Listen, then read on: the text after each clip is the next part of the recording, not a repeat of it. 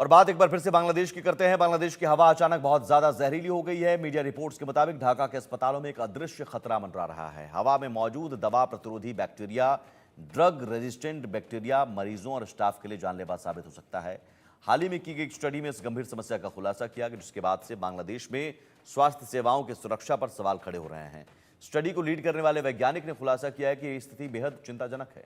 इस खतरनाक बैक्टीरिया के कारण अस्पताल में भर्ती मरीज और स्टाफ दोनों संक्रमण का शिकार हो सकते हैं। इन संक्रमणों का इलाज करना बेहद मुश्किल है। स्टडी फरवरी से जून 2023 के बीच की गई। Dhaka medical college, Bangabandhu Sheikh Mujib medical university, Khwaja Badruddoja modern अस्पताल और मुन्नो मेडिकल कॉलेज अस्पताल से सैंपल लिए गए।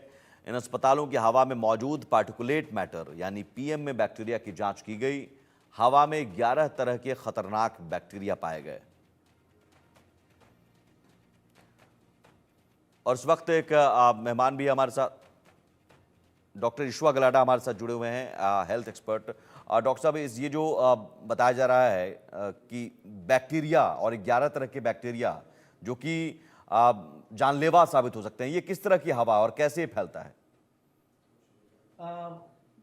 बहुत बहुत धन्यवाद मुझे इस बहुत इम्पोर्टेंट प्रोग्राम के डिस्कशन में मुझे बुलाया।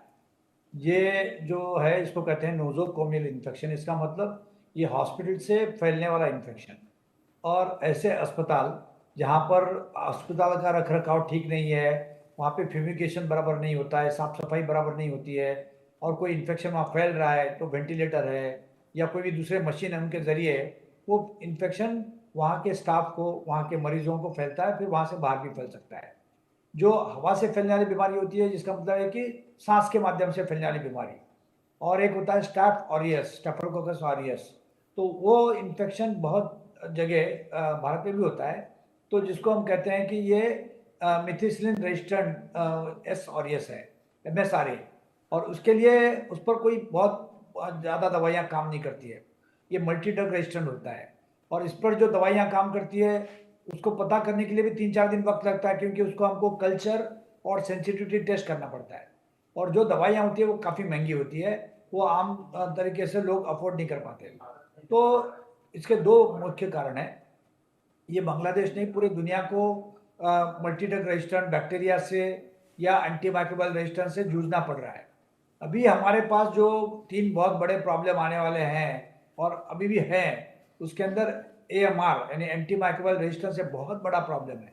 और इसमें यह है कि लोग एंटीबायोटिक्स जो होते हैं, जो एक डॉक्टर के प्रिस्क्रिप्शन पे एक मर्यादित कालावधि में खाना होता है, लोग जब अपने मर्जी में आए तब खाते हैं। एक प्रिस्क्रिप्शन को कई लोग आपस में बांट के खाते हैं। कई दवाई की दुकान ऐसी कि जो पूरा डोज की दवाई नहीं देते, 2-3 गोली काट के देते हैं।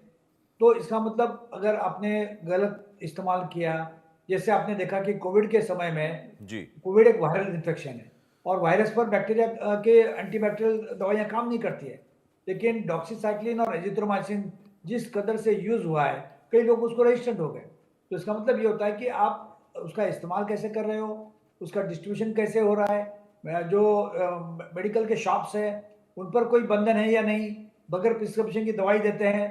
तो जो हमारे छोटे छोटे राष्ट्र हैं और थोड़े पिछड़े हुए राष्ट्र हैं, विकसनशील राष्ट्र है, यहाँ पर हर इंसान को पैसे कमाने का बहुत होड़ लगी होती है, और वो इथिक्स और लॉ ये दोनों को पार कर कर हर ढंग से उसका पैसा बनाते हैं। लेकिन बांग्लादेश से हमें ऐसी आशा नहीं थी, क्योंकि पूरे दुनिया में बांग्लादेश एक ऐसा मिसाल था।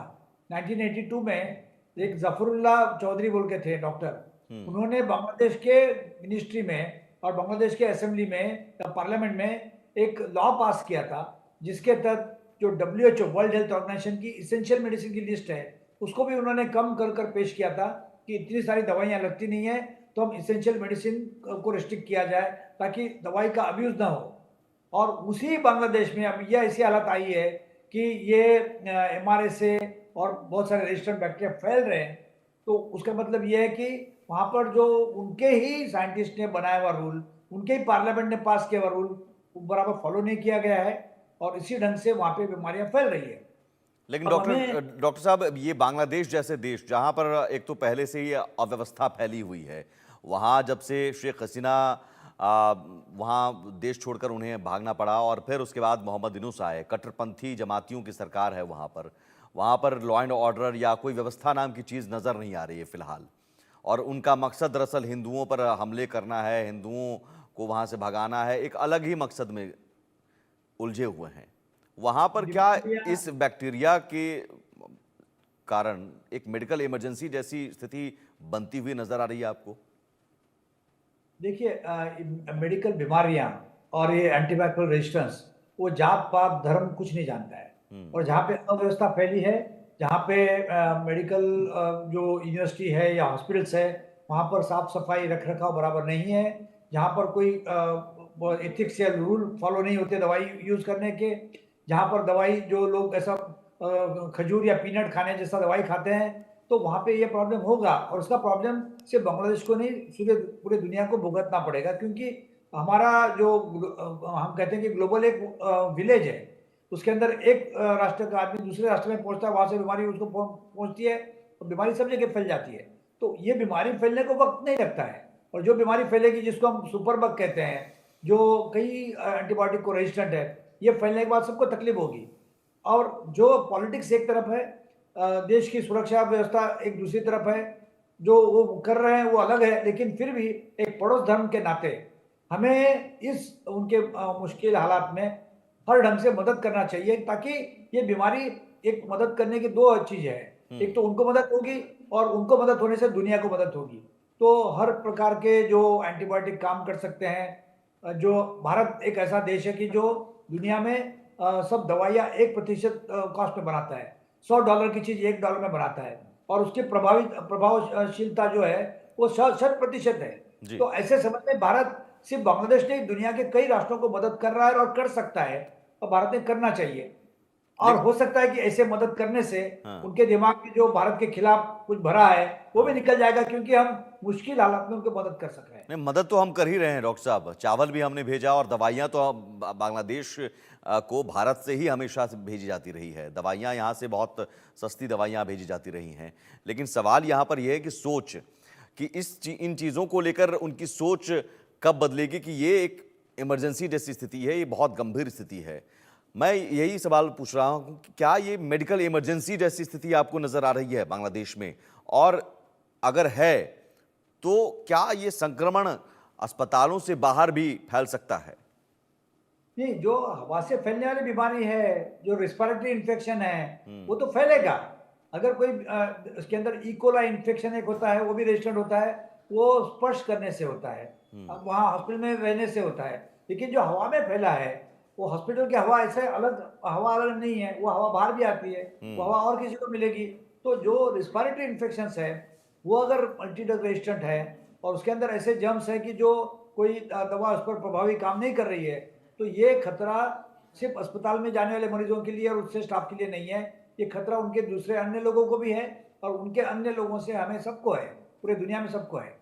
तो सुपर बग पे हमें तो जल्दी से जल्दी मात करना पड़ेगा, कंट्रोल पाना पड़ेगा। जी। और ऐसे हालात में अगर हमको वो इंटेलिजेंस शेयर करते हैं कि क्या प्रॉब्लम हो रहा है, और एक इंटेलिजेंस लेवल पे, मेडिकल लेवल पे चर्चा करते हैं, तो हमारे हर ढंग से हम भी कोशिश करेंगे कि ढूंढेंगे कि उसका सॉल्यूशन क्या हो सकता है।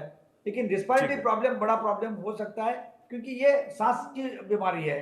ये थूकने से, खांसी करने से, छींक लेने से, या हवा में फैले हुए जो हमारे पार्टिकुलेट मैटर है उसमें आ जाने वाली बीमारी है, तो वो तो सबको लगेगी। बिल्कुल, बिल्कुल। बहुत शुक्रिया डॉक्टर साहब, आपने और बड़ी बात कही, एक बात कही कि ये जो बैक्टीरिया है, ये जो बीमारी फैलाते हैं, ये बैक्टीरिया जात धर्म नहीं देखते हैं। वो नहीं देखेंगे कि साहब ये हिंदू है कि मुस्लिम है।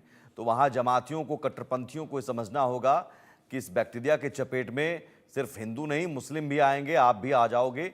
तो हिंदुओं पर हमले या हिंदुओं को भगाने के बजाय बैक्टीरिया को भगाने और बैक्टीरिया को रोकने पर क्या करना चाहिए, इसे लेकर सोचने की ज़रूरत